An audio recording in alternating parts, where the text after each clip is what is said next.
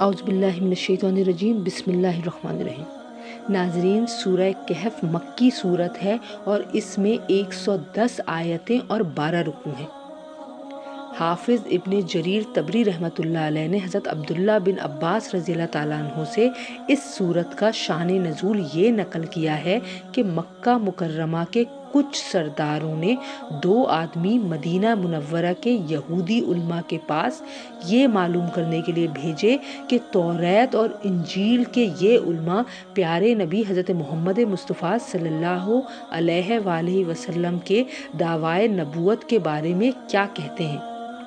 یہودی علماء نے ان سے کہا کہ آپ حضرت محمد مصطفیٰ صلی اللہ علیہ وآلہ وسلم سے 3 سوال کیجیے، اگر وہ ان کا صحیح جواب دے دیں تو سمجھ لینا چاہیے کہ وہ واقعی اللہ تعالیٰ کے نبی ہیں، اور اگر وہ صحیح جواب نہ دے سکے تو اس کا مطلب یہ ہوگا کہ ان کا نبوت کا دعویٰ صحیح نہیں ہے۔ پہلا سوال یہ تھا کہ ان نوجوانوں کا وہ عجیب واقعہ بیان کریں جو کسی زمانے میں شرک سے بچنے کے لیے اپنے شہر سے نکل کر کسی غار میں چھپ گئے تھے۔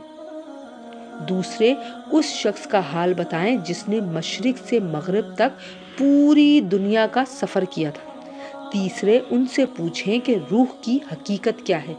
چنانچہ یہ دونوں شخص مکہ مکرمہ واپس آئے اور اپنی برادری کے لوگوں کو ساتھ لے کر انہوں نے حضرت محمد مصطفیٰ صلی اللہ علیہ وآلہ وسلم سے یہ 3 سوال پوچھے۔ تیسرے سوال کا جواب تو پچھلی سورت میں آ چکا ہے، اور پہلے 2 سوالات کے جواب میں یہ سورت نازل ہوئی جس میں غار میں چھپنے والے نوجوانوں کا واقعہ تفصیل سے بیان فرمایا گیا ہے۔ انہی کو اصحاب کہف کہا جاتا ہے۔ کہف عربی میں غار کو کہتے ہیں۔ اصحاب کہف کے معنی ہوئے غار والے، اور اسی غار کے نام پر سورت کو سورہ کہف کہا جاتا ہے۔ دوسرے سوال کے جواب میں سورت کے آخر میں ذوالقرنین کا واقعہ بیان فرمایا گیا ہے جنہوں نے مشرق اور مغرب کا سفر کیا تھا۔